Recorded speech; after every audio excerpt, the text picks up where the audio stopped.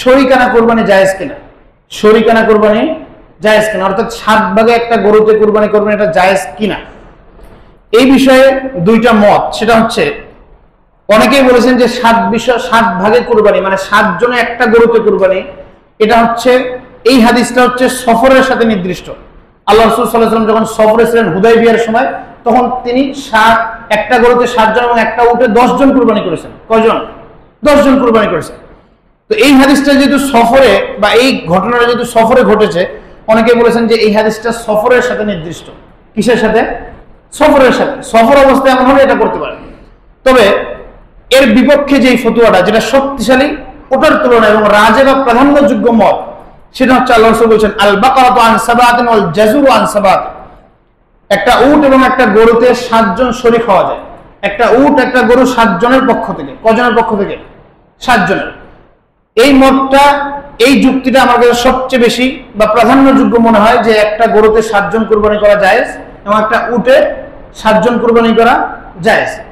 বিপক্ষে অনেকেই যুক্তি দেন যে একটা গরুতে একটা দেহ বা একটা নাফস, একটা জান, তাহলে 7 জনের পক্ষ থেকে একটা নাফস কিভাবে কুরবানি হয়, এরকম যুক্তি দেয় অনেকে।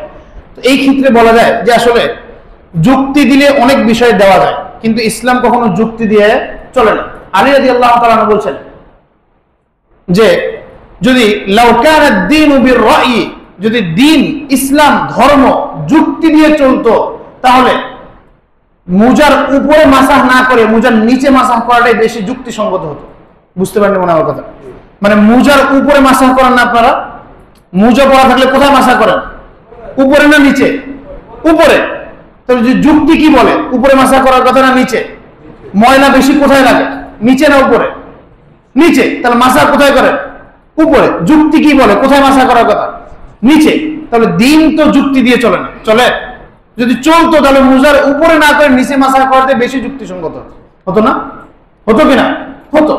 তাহলে একটা নাফসে 7 জন কিভাবে? আল্লাহ রাসূল বলেছেন তাই। আল্লাহ রাসূল বলেছেন তাই। আবার দেখেন যে আকিকার ক্ষেত্রে ছেলে সন্তান হলে কয়টা ছাগল? 2টা। কয়টা? মেয়ে হলে কয়টা? একটা। তা আপনি বলেন তো, ছেলেরা কি 2টা নাফস নিয়ে জন্মগ্রহণ করে?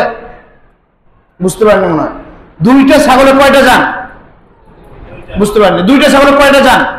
2টা জান। তাহলে ছেলে মানুষ, ছেলে সন্তান, এরা কি 2টা জান নিয়ে পৃথিবীতে আসে? তাহলে 2টা ছাগল কেন দিতেছেন? আল্লাহ রাসূল বলেছেন তাই। আল্লাহ রাসূল বলেছেন এটাই সুন্নাহ, তাই দিতেছে। জান কয়টা হোক সেটা দেখার বিষয়। বুঝতে পারেননি কথাটা? এজন্য গরুতে 7 জন এবং উটে 7 জন কুরবানি করা জায়েজ, এটা করতে পারে।